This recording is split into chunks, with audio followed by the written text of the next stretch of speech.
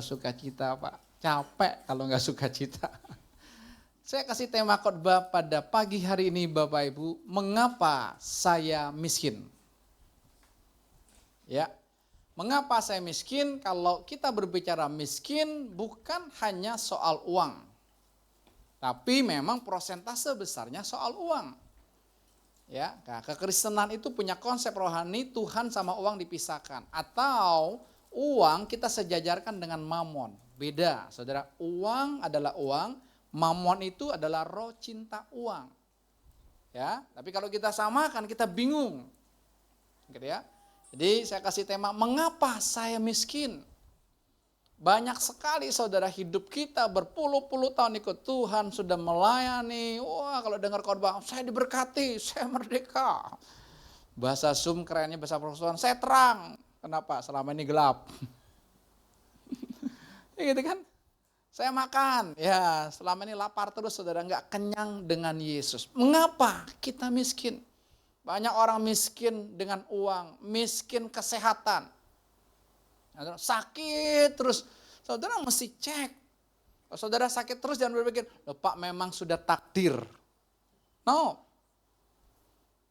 Kami baru pulang dari Sulawesi Utara alias Manado Bapak Ibu. Saya ketemu dengan seorang hamba Tuhan baru usia 35 tahun. Sudah tahu udah stroke. Tangan kanannya tidak. Saya tanya, "Bro, sejak usia berapa kamu stroke?" "Usia 15 tahun, Pak." Waduh. Usia 15 tahun sudah kena stroke. Sekarang usia 35 tahun. Mau berbuat apa? Mau pamer Tuhan Yesus? Oh Tuhan Yesusku hebat, dahsyat. Iya, kita nggak usah pamer, dia juga tetap dahsyat, tetap hebat, betul nggak? Tapi kamunya nggak dahsyat. Ya Pak, gaya hidup saya salah Pak. Saya ngerokok, saya minum minuman keras, saya ngedrugs. Darah tinggi, pecah pembuluh darahnya. Usia 15 tahun. Mau ngomong apa? Mau kasih pekerjaan apa? Ayo, suruh angkat. Bantu Yunus AC. Angkat tangga aja kagak bisa Yun. Nah, jalannya begini. Miskin kesehatan, miskin sukacita. Wajahnya sedih, terus wajahnya madesu, terus saudara. Gimana? Ayo ketawa. Bukan ketawa, nyengir. Saya juga gak mau Pak, berarti kan ada yang gak beres. Kita tuh mesti gemes dengan diri kita masing-masing. Makanya jangan urus orang lain. Jangan urus tetangga. Kalau saya jadi ketua RT ngurus aja lah. Pak, air pump kotor Pak. Iya kalau kotor bukanya kecil. Iya Pak saya buka gede 4 kali kuras. TOLOL itu artinya. Nih saya kasih beli mobil. Yang mobil harganya segini. Telepon dulu ya, nego dulu harganya. Jangan udah sampai rumah digetok kamu. Ya itu aja. Tapi saya gak pusing dengan yang lain. Ada. Jelas kita tuh pusing urus dengan orang lain terus, lihat orang lain terus, saudara kita nggak pernah pusing dengan diri kita kepada Tuhan. Kenapa saya miskin? Kenapa saya susah terus? Ikut Tuhan tuh jangan deg-degan, mau bayar kontrakan aja, aduh Tuhan besok kalau nggak diusir. Malam ini dapat duitnya, pas Pak, berapa? 475.000. Itu mah Kristen sesat namanya, hidup deg-degan. Kenapa kita miskin saudara? Saya punya datanya saudara. Ya, saya cuma belum dapat yang 2025-nya. Data ini dari Susenas. Susenas itu adalah survei sosial ekonomi nasional yang dilakukan oleh Badan Pusat Statistik saudara, BPS saudara. Saudara diungkapkan gini, ya. Perbandingan antara orang miskin dengan orang kelas atas di Indonesia. 2019, orang miskin itu jumlahnya saudara ada kurang lebih 25.140.000. Rentan miskin itu ada 54.097.000. Menuju kelas menengah 128.850. Enggak sampai 1 juta. Kelas menengah 57, itu 128 juta maksud saya. Kelas menengah 57 juta. Kelas atas di tahun 2019 hanya 1.002.000. Saya loncat ke 2024. Data saya hanya sampai 2024. 2024 yang miskin itu ada kurang lebih 25.220.000. Yang kaya kelas atas cuman 1.007.000 alias 0,38%. Yang miskin tadi berapa persen? Jumlahnya 2024 yang miskin 25 juta lebih, 9,03%. Rentan miskin 67 juta, 24%. Saudara dan saya masuk di mana? Ini survei Badan Pusat Statistik. Saudara. Berarti bisa dipercaya kan? Ya. Kok kita mau masuk di 0,38%? Atau puluhan? Itu semua tergantung dari mindset kita. Sini loh letaknya.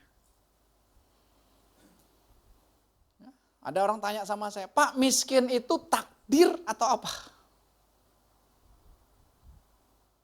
Saudara kalau terima, oh memang takdir saya miskin, kakek saya miskin, papa saya miskin, nanti anak cucu saya miskin. Coba lihat, orang miskin terus aja miskin. Orang kaya coba makin kaya, betul nggak? Pemilik BCA. Nah, pemilik Jarum tadi ini kan ya. Awalnya gitu ya. Nggak tahu nomor berapa di Indonesia. Nomor 1 ya. Nomor 1. Dia beli BCA. Belum lama ini dia beli apa? Bakmi Gajah Mada. 2 triliun. Coba kita lihat. Kita yang miskin, kalau paradigma, dia mah serakah. Dia mah ini. Kita urus orang lain. Urus diri sendiri. Kenapa gue miskin? Lihat. Pik 1 belum ada apa-apanya dulu gitu ya, kita lihat ya. Wah, sekarang pik 2 coba terus mobil-mobil truk aja berapa tahun kagak selesai-selesai. Kampung Melayu Teluk Naga semuanya udah jadi pik 2. Bisa lihat. Kita hanya, itu orang kaya, pasti nggak jujur itu pasti cuci uang, itu pasti korupsi, itu pasti main gunung. Itu pikiran kita. Kita urus orang lain, Dia mau main gunung apapun, gunung kita lebih hebat. Kita punya Yesus batu karang yang teguh. Dia mau sembahyang batu segi gede apapun, kita lebih dahsyat. Tapi kok hidupnya biasa aja? Mindset. Padahal kalau kita lihat ayat-ayat firman Tuhan kan, waduh luar biasa. Silakan keluarin ayatnya dulu. Yohanes 10 ayat 10 kan udah terbiasa, tapi saya mau lihat di versi The Message-nya, kita baca yuk sama-sama. Semua baca dengan suara keras. Biar setannya kabur semua. Sama-sama dengan keras. Pencuri hanya ada di sana untuk apa? Mencuri. Habis mencuri, membunuh. Habis itu membinasakan. Lalu, aku datang agar mereka dapat memiliki hidup yang sejati dan kekal. Hidup yang sejati dan kekal. Bukan hanya berbicara kekal, yang sejati di dunia ini loh. Kita mikirin gak apa-apa miskin di dunia, yang penting kaya di surga. Ngayal. Ngayal itu saudara. Terus lanjut apa lagi? Hidup yang lebih banyak dan lebih baik daripada yang pernah mereka impikan.